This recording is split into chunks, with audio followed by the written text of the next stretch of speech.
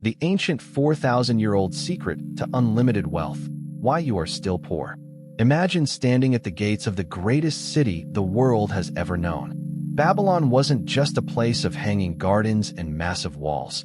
It was the financial heartbeat of the ancient world. But here is the mystery that baffles modern historians. How did a city built in the middle of a barren desert, with no natural resources or trade ports, become the wealthiest civilization in human history? It wasn't through luck or divine intervention.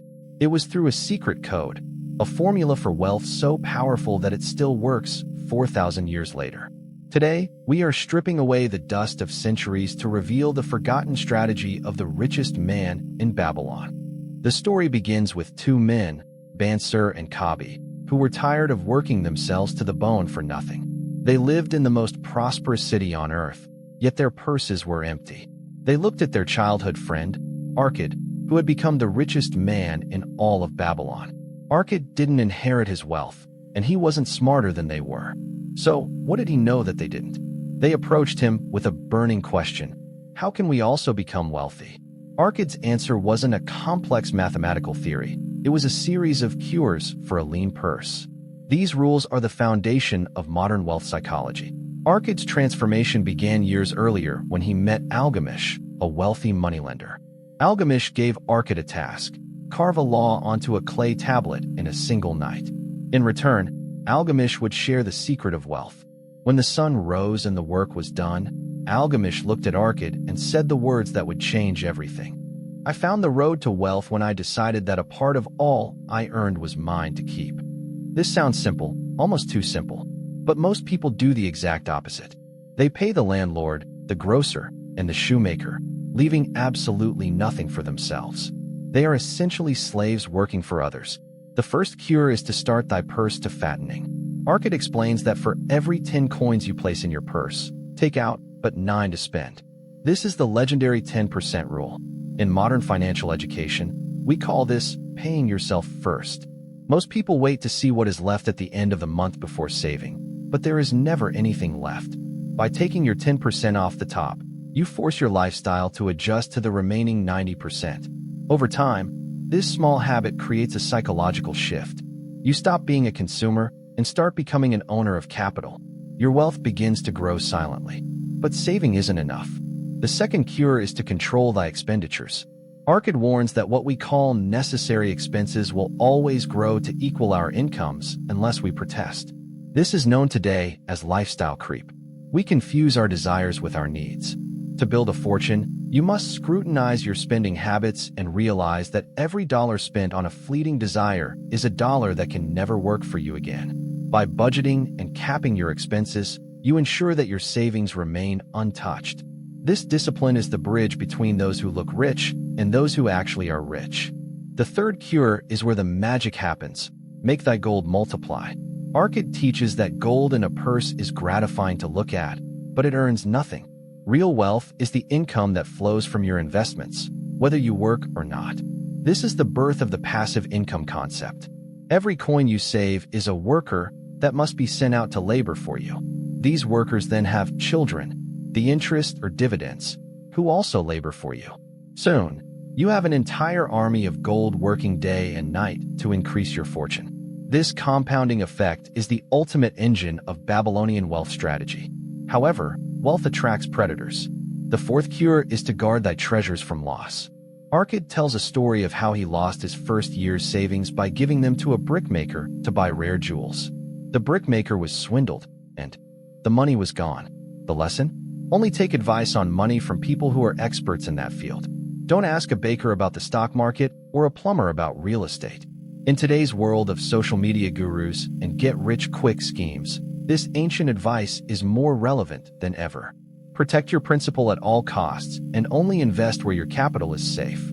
The fifth cure suggests making of thy dwelling a profitable investment. Arkad argues that owning your own home reduces the cost of living and allows more of your income to be saved. While modern economists debate the math of renting versus buying, the Babylonian perspective focuses on the stability and pride that comes from ownership. It transforms a recurring expense into an asset that builds equity over time. By securing your roof, You provide your family with a foundation that allows you to take more calculated risks in your other investments. It is about creating a sanctuary of financial and emotional security. The sixth cure is to ensure a future income. Arkad was a visionary who understood the concept of retirement and life insurance thousands of years ago. He advised men to provide in advance for the needs of their growing age and the protection of their families. Life is unpredictable, and the ability to earn will eventually fade. By setting aside funds that grow over decades, you ensure that you will not be a burden to your children and that your family will be provided for if you are no longer there. This long-term money strategy is the hallmark of a wise and disciplined mind. The seventh and final cure is the most important. Increase thy ability to earn. Wealth is not just about hoarding gold. It is about expanding your own capacity. The more wisdom we know, the more we may earn. Arkad suggests that the man who seeks to learn more of his craft shall be richly rewarded. In the modern world, your greatest asset is your human capital, your skills, your knowledge, and your network.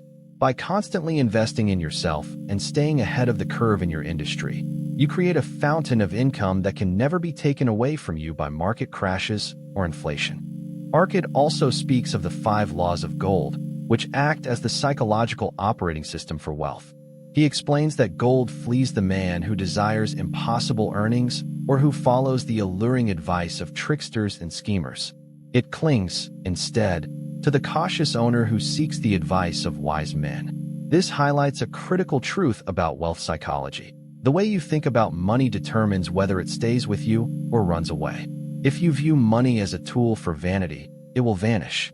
If you view it as a seed for a forest, it will grow beyond your wildest imagination. The genius of the Babylonian system is its simplicity.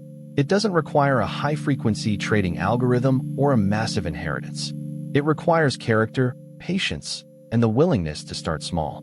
Whether it was the ancient marketplaces of the Euphrates or the digital exchanges of Wall Street, the laws of physics and the laws of money remain identical.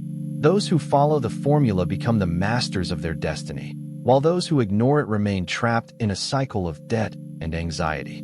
You have been given the ancient blueprint. The only question left is whether you have the discipline to follow it.